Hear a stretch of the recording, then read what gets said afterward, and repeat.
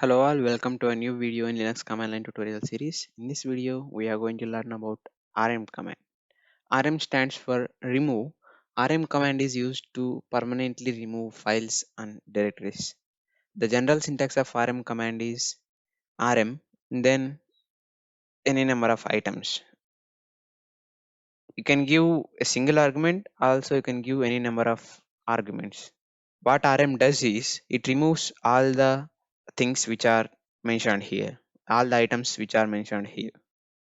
So let us see the examples of using rm command.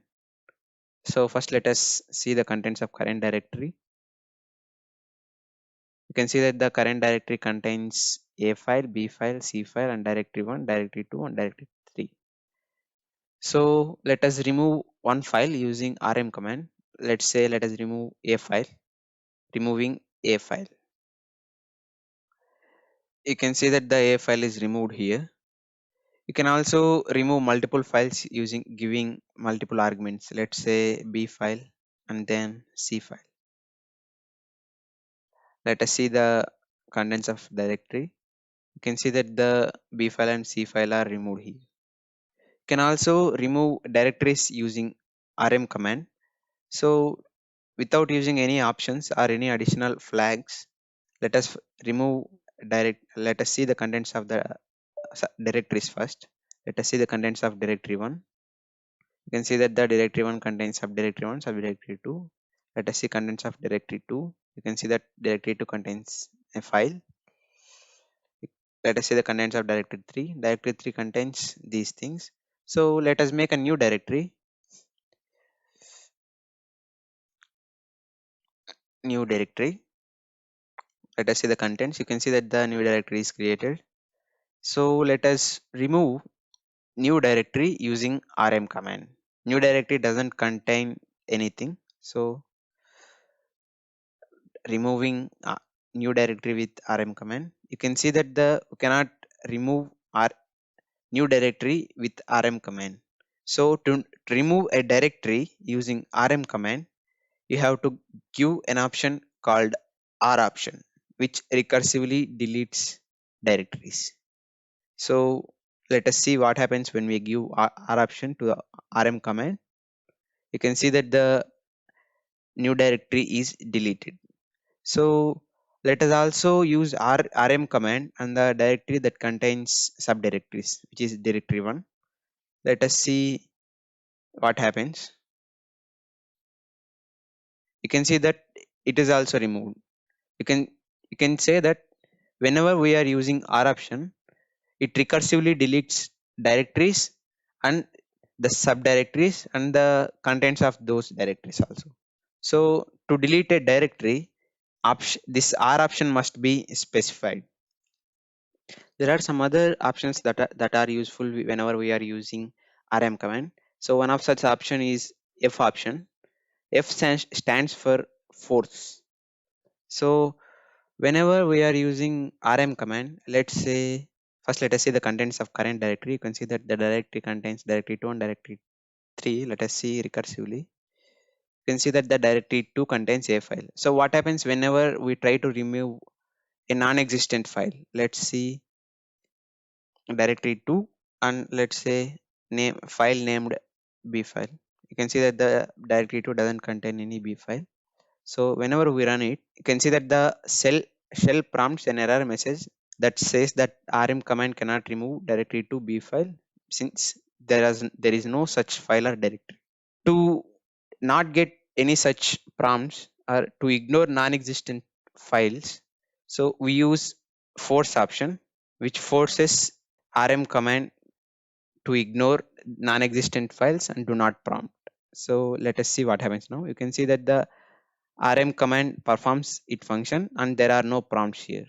There is another useful function whenever we are using rm command, which is interactive option. So for a for every file that is being deleted, we get a prompt whether to delete it or not. So let us first remove, let's say let us remove the contents of directory 2 and see what happens whenever we use interactive option. You can see that the Interactive option prompts now. Remove regular empty file directly to a file. So whenever we want to remove, you can press Y, which signifies yes. If you don't want to remove, you can press N. So in my case, I am removing it. So now I am pressing Y, and let us see contents of directory 2. You can see that it is empty now. The A file is removed.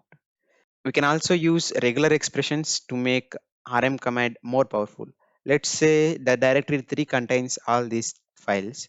Let's say we want to delete every file whose name starts with A. Let's say removing in directory 3 every file whose name starts with A, giving regular expression star which says ends with any number of characters.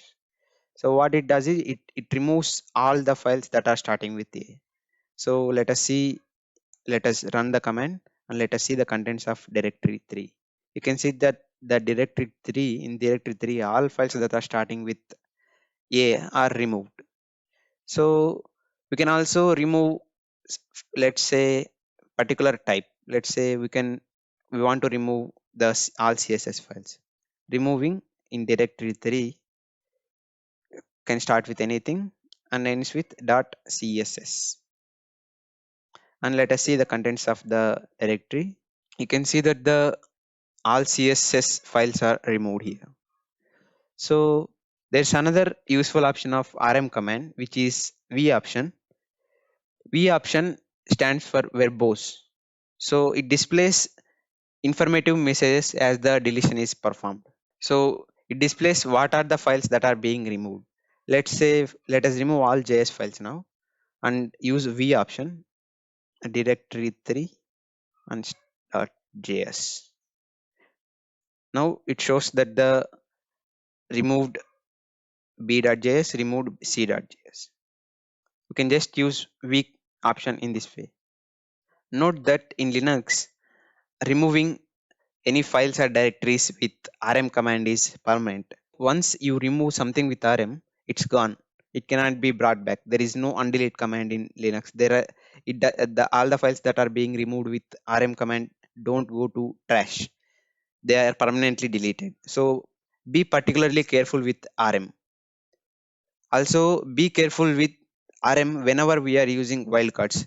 So let's say we want to remove html files and we make a typing mistake. Let's say remove directory 3 and then star. If you give space here and give .html, we are now making a mistake by giving space here. So now let us see what happens now, and let us see the contents of directory 3. You can see that the all files in directory 3 are removed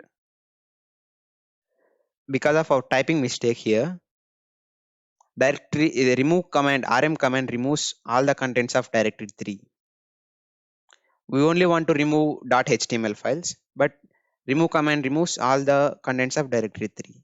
So whenever we are using wildcards with rm command, you have to be very careful. So an useful tip whenever we are using wildcards with rm is using first testing the wildcard with ls and then replacing ls with rm.